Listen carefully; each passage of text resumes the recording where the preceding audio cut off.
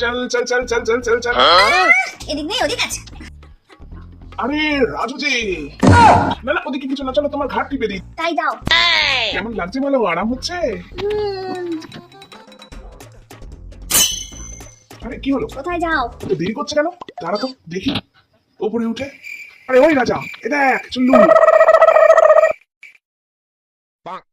থাকো এইভাবে দুজনে তোমরা। কি করে খুলবো রে? দেখ না আমার পকেটে কি আছে।